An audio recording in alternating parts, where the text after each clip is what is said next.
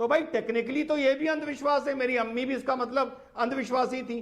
तो ये तय कर लो कि देश और समाज में अंधविश्वास मानोगे, और अगर मानोगे तो सबका मानो, पहली चीज। नहीं, ये अंधविश्वास नहीं है। सुनिए सुनिए, सुन लीजिए। ये अरे कुरान से सुन लो इलाज ना है। यार, अब तुम बोल रहे थे, मैं नहीं बोल रहा था ना। तेरी बीमारी क्या है यार? आप गलत बात मत करो ना, गलत बात का अरे समर्थन तो नहीं चुप हो रहना, सकता। जब मेरे बोलने के बाद बोलना ना, मेरे बोलने के बाद बोलना ना।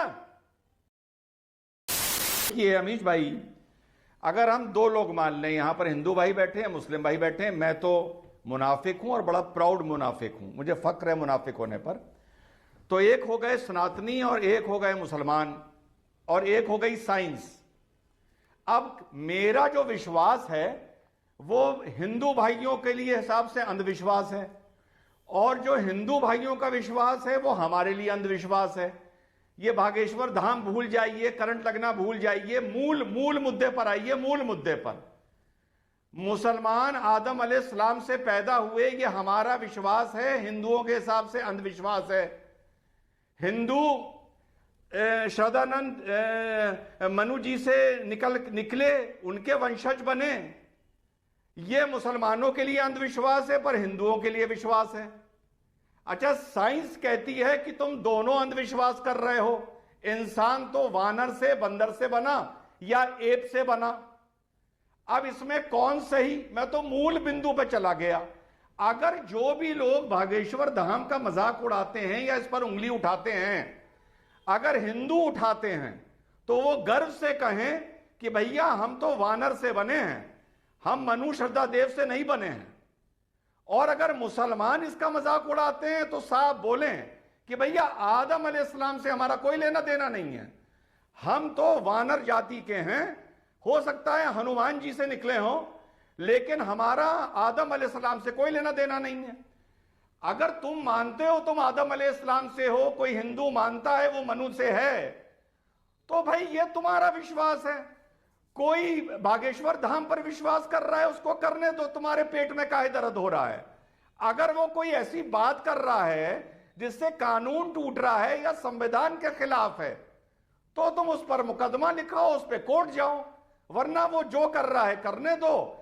हम मुसलमान भी अंधविश्वास में जी रहे हैं और हिंदू भी अंधविश्वास में जी रहे हैं। इस हिसाब से अगर कोई बागेश्वर धाम का मजाक उड़ाता है, 40 सेकेंड, शार्प 40 सेकेंड। अभी देखिए, अभी आचार्य जी ने बोला कि क्या भूतों को भी हिंदू मुसलमान में बांट दोगे? अरे अफसोस ये है कि भूत भी हिंदू मुसलमान ईसाई में बटे हुए हैं। और अभी मैं आपको बता देता हूं कैसे। जब मुसलमान को ऐसी कोई समस्या आती है तो कहलाया जाता है जिन, और उसको उतारने मौलाना ही आता है। जब किसी ईसाई के ऊपर ऐसी बात आती है तो कहलाया जाता है स्पिरिट, और उसको उतारने के लिए पादरी आते हैं। जब किसी हिंदू के साथ ऐसा होता है उसे कहा जाता है प्रेत आत्मा, और उसको उतारने के लिए कोई ब्राह्मण या कोई योगी या कोई संती आता है। तो कहने का मतलब यह है आचार्य जी, आत्माएं भी बटी हुई हैं हिंदू मुस्लिम ईसाई में। और दूसरी बात, अभी आपने कहा भूतों पे विश्वास नहीं रखते, यह आपका विश्वास है, लेकिन मुसलमान होते हुए कुरान शरीफ में जिन का जिक्र है, और मुसलमान को यह मानना पड़ेगा कि इंसान के साथ जिन होते हैं। अब आप बताइए, उस मुसलमान को आप अंधविश्वासी कहेंगे या विश्वासी कहेंगे जो कहता है कि जिन होते हैं? देखिए अमीश भाई, आपने बात की धीरेन्द्र शास्त्री की, तो मैं कहूंगा कि धीरेन्द्र शास्त्री देश में अराजकता का माहौल क्रिएट कर रहे हैं, नफरत फैला रहे हैं, संविधान की धज्जियां उड़ा रहे हैं और लोगों को वर्गला रहे हैं। आचार्य ने उसने क्या कहा शास्त्री ने कि आप मेरा साथ दो, मैं इस देश को हिंदू राष्ट्र बना दूंगा। कौन होते भाई हिंदू राष्ट्र बनाने वाले? देश संविधान पे चलेगा कि इनकी बात पे चलेगा? अभी मेरे साथ एक चैनल के ऊपर आलोक कुमार थे, विश्व हिंदू परिषद के अध्यक्ष, उन्होंने साफ रूप से कहा कि हम उनकी बात का समर्थन नहीं करते। तो मैंने उनको पूछा कि अगर वो नहीं करेंगे तो आपके उनके खिलाफ के एफआईआर रजिस्टर करेंगे आप, कि झूठा भरम फैला रहे? और क्या चमत्कार दिखा रहा है वो, आप उसको ग्लोरीफाई क्यों कर रहे हो अमीश भाई? चमत्कार क्या दिखा रहे मालूम है? एक पत्रकार को बुला के फेसबुक पे से पहले उसका पूरा डिटेल निकाल लिया, फिर उसको बताते तेरे भाई का नाम ये था, तेरी बेटी का नाम ये था, तूने एक घर बनाया था। अरे अमीश भाई, तुम्हारी पूरी कुंडली बता दूंगा 5 मिनट के अंदर, तो तुम क्या मेरे को चमत्कारी बता दोगे? वारिस पठान चमत्कारी बाबा बन गए, आप मुझे बना दोगे? नहीं ना। जी हाँ, देखिए रशीदी भाई ने बिल्कुल ठीक कहा। जो चादर चढ़ाते हैं, मन्नत मांगते हैं, बिल्कुल गलत है, मकरू है, शिर्क है, रादर कहूंगा शिर्क है, गुनाह है, बिल्कुल सही। लेकिन देखिए, घर घर में अंधविश्वास है, श्रेणी अलग हो सकती है। आपको पता है, मेरी नानी, मेरी दादी, मेरी अम्मी अंधविश्वासी थी। किसके हिसाब से? अमीश देवगन के हिसाब से। लेकिन रिजवान अहमद उसको मानता था। क्यों?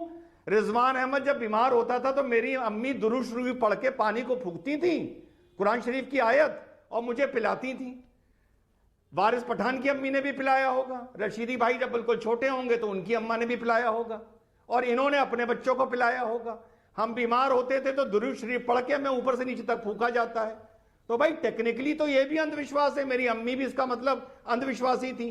तो ये तय कर लो कि देश और समाज में अंधविश्वास मानोगे, अंधविश्वास और अगर नहीं मानोगे है। तो सबका मानो, पहली चीज।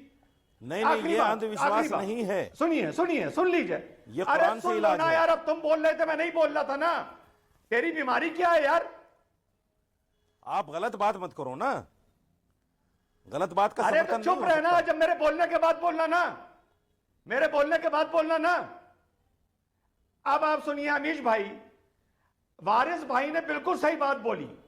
अगर वो संत हैं, बाबा हैं बागेश्वर धाम, और वो बोल रहे हैं हम हिंदू राष्ट्र बनाएंगे, तो ये गलत है।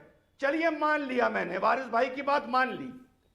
वारिस भाई इसी डिबेट में, और आपने कहा इससे अराजकता फैलेगी, वारिस भाई इसी डिबेट में एक आदमी बैठा है जिस आदमी ने अपने मुंह से उगला कि 100 साल बाद हम राम मंदिर तोड़ेंगे और फिर मस्जिद बनाएंगे। अब वारिस तुम बताओ उस आदमी का क्या होना चाहिए? चौराहे पे खड़े करके डंडे लगने चाहिए या नहीं बिल्कुल लगने नहीं चाहिए? बोला, बिल्कुल नहीं बोला, झूठ आपका बोलते हो नाम तुम, नहीं मक्कार लिया। हो। देखिए रिजवान बिल्कुल भाई, नहीं किसी बोला, को भी बिल्कुल नहीं बोला, झूठे हो रिजवान तुम, भाई, मक्कार किसी हो। को भी इस तरह की आपत्तिजनक बात करने का अधिकार नहीं है। कोई भी इस तरह की अगर अराजकता फैलाने वाली बिल्कुल बात नहीं करता बोला, है, कॉल झूठे हो फॉर तुम, वायलेंस की मक्कार हो। बात करता है, या किसी की आस्था को ठेस पहुंचाने वाली बात करता है, तो कानून कायदे के तहत जो सजा है उसको मिलना चाहिए। मगर यहीं पर जो धीरेन्द्र शास्त्री तो बोल रहा है ना, खुला ओपन बोल रहा है अरे कि ये हम